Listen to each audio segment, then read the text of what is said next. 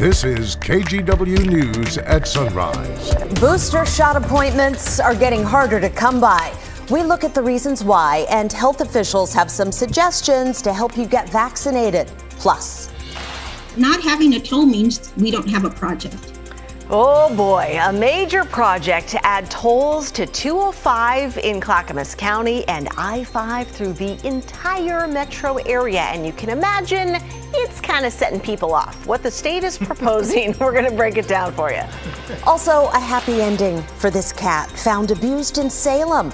She is all grown up now with a children's book series inspiring animal lovers all around the world. Oh, I love that. Good morning to you on this Thursday. We are happy to have you. Thank you. All right, so tell me with this toll story, they have a rewards program. For every 12 tolls, you get a free pizza. Wouldn't that be great? Huh? Delivered right through the window, huh? All right, let's get you outdoors. It's another mild start, but we are looking at a push of cooler weather that's going to be gradually coming in today. And you can see we're getting into some cloudiness. We expect some thin spots, so kind of a partly sunny to mostly cloudy day moving forward. Right now, 51 degrees, still really mild outside. There is at least a chance you'll find some traces of rain scattered about this morning. Otherwise, it's a dry day, and temps expected to be fairly steady. So near 50 out the door at the bus stop, 52 lunchtime, playtime, and then 52 when the kids get out of school, and that's your forecast. All right, Rod, thank you very much. We want to start off this morning with the very latest on the new COVID variant, Omicron. As expected, it's made its way to the U.S. with the first case found in San Francisco.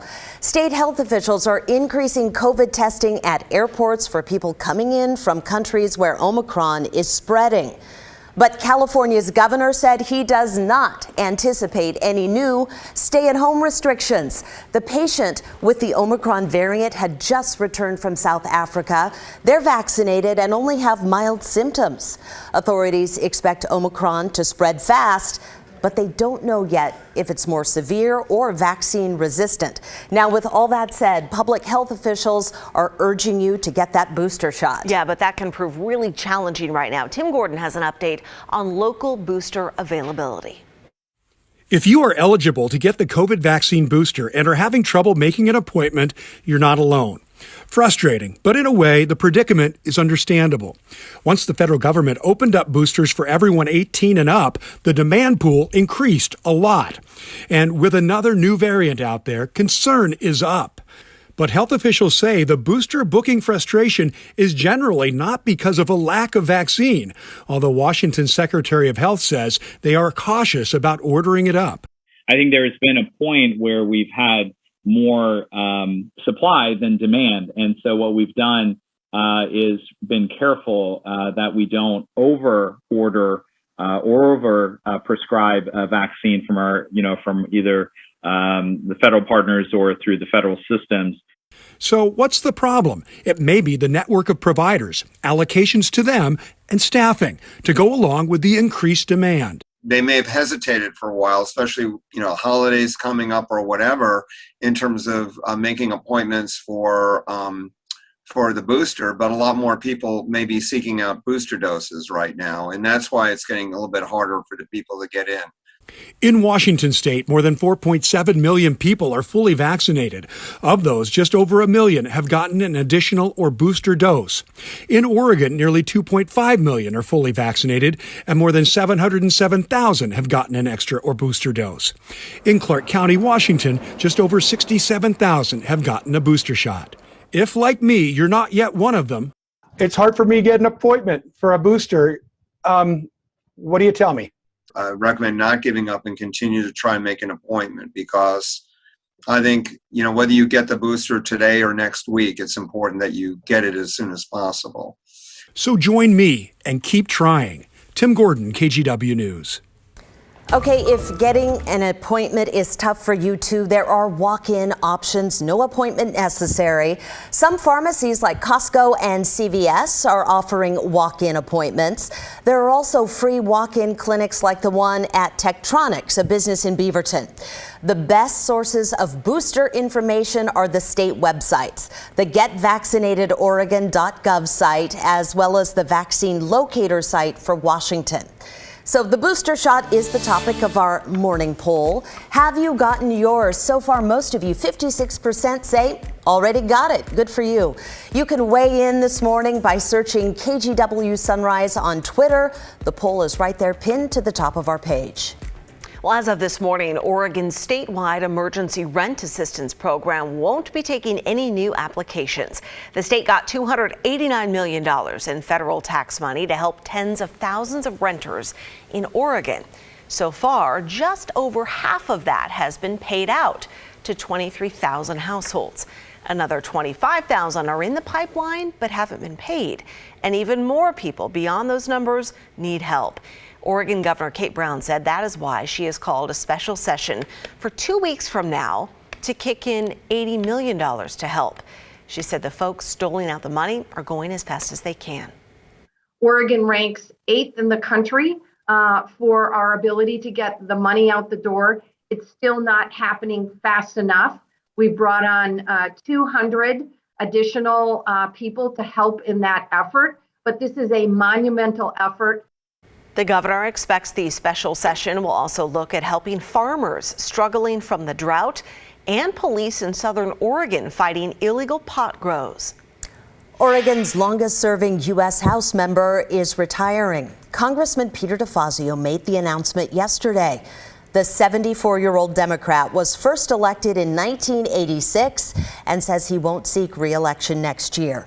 DeFazio is the chair of the powerful House Committee on Transportation and Infrastructure, and he helped craft the Biden administration's trillion-dollar infrastructure deal. He represents Oregon's 4th District, which covers southwest Oregon from the California border to Albany. This hasn't been an easy decision. It has been an incredible honor, unanticipated, to serve the 4th District of Oregon for 36 years, the longest serving House member in history.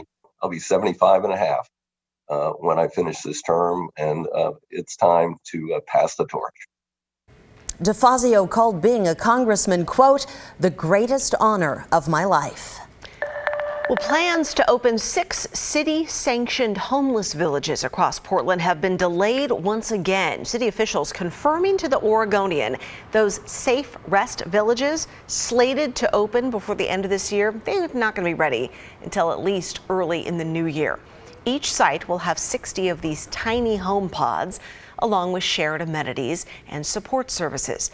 Officials said finding locations has been a lot harder than they expected. They've only announced 3 of the 6 locations. Housing Commissioner Dan Ryan's office tells us they are committed to doing this right, and we have adjusted our timeline accordingly. In a few years, drivers in the Portland metro area will have to pay to use parts of I-5 and I-205. It's part of ODOT's new tolling system to pay for improvements. People in Clackamas County got a chance to ask questions about what this will mean for them. Catherine Cook sat in on the special town hall meeting. I have a real problem with tolling. That summed up the majority of public comment shared during Wednesday's Clackamas County Town Hall. It focused on ODOT's tolling and regional mobility pricing project planned for I-205 and I-5. Clackamas County Board of Commissioners stressed they don't have any say in the state's tolling decision. Chair Tootie Smith shared their disapproval of it. As we believe it will have a disproportionate and a detrimental effect on Clackamas County residents, businesses, and visitors. Here's what will happen. Starting in late 2024, ODOT says drivers will be tolled on I-205 near the Abernathy and Tualatin River bridges. Funding would pay for several improvements on I-205. Among them, congestion management and work on the Abernathy Bridge, making it earthquake ready. ODOT Toll Program Director Lucinda Broussard. Not having a toll means we don't have a project. We don't have the improvements.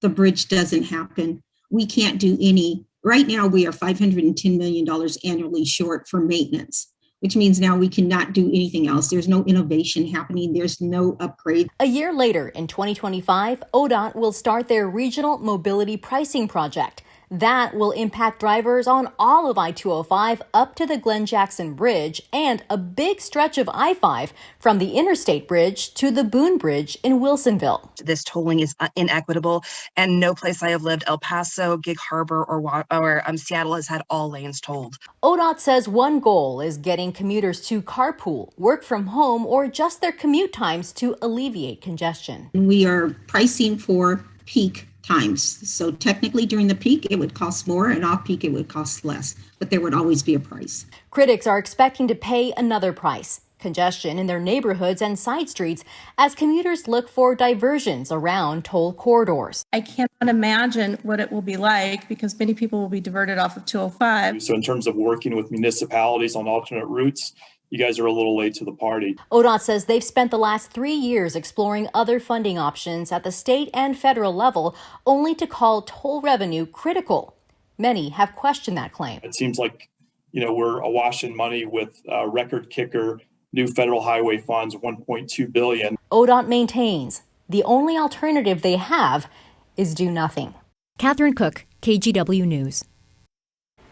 Okay, we're going to be talking about this issue on Sunrise Extra at 7 a.m. on our KGW Facebook and YouTube page. I know everybody has a lot to say about Oh, it's such a fun, lighthearted topic, isn't it? But you have pretty colors behind you. Yes, I want to point out our cooler weather pattern that's finally setting up. I'm sure you realize how just absolutely wacky warm it has been the last really couple of weeks overall. So this is an air mass map. Purple would be the coldest, the greens and yellows would be the warmest. Here we are at 1 o'clock this afternoon. We are slowly getting into some cooler weather. We're not in the real cold stuff, but we're starting to get more near normal today. Temperatures 50 to 53 degrees expected. Then we stay in that kind of closer to normal, which means no more near 60, closer to 50 through the weekend. Here we are at 4 o'clock next week. There's a pretty good front that comes in next Monday. And then eventually next week, notice how we get into the darker blue colors. And confidence is very high that December, just like that, would transition into a below normal temperature pattern. And that will mean days and days of snow levels below Cascade Passes. And I'm very hopeful that the next couple of weeks will finally start to build a decent snowpack in the Cascades that will still be there for skiers and boarders this coming holiday season of Christmas and New Year. So we'll be following that. All right, back to today. This fetch of moisture that's been showing up on the satellite picture forever is starting to sink back to the south. So we'll get kind of a mix of partly sunny to mostly cloudy skies today. Futurecast likes the fact that this morning, the green dots there, we could have some traces of light rain around this morning. We may or may not see that. Early morning numbers 53 in Salem, 51 in Portland, 58 out in the Dalles. So clearly still really warm. We'll go 53 this afternoon. We'll go completely dry tomorrow. Tonight into the 30s. Haven't had a cold night in a while. We'll get it tonight. Saturday showers. Sunday dry during the day. And then we have maybe highs only in the 40s next Monday, Tuesday, and Wednesday. That's that pattern change. Back to you. Yeah, huge change, Rod. Thank you. Well, look at this poor little kitty. She was in Salem. She really had a rough start. She was the victim of abuse, but was saved after someone glued her to the road. Rescuers nicknamed her Sticky, and boy, has her life changed since then. She's now the star of some new children's books. We have more on her happy ending coming up. Plus, our Verify team looking into claims that Vice President Kamala Harris is eyeing a Supreme Court seat. Could she even do that? Is that legal? Stay tuned for the answer.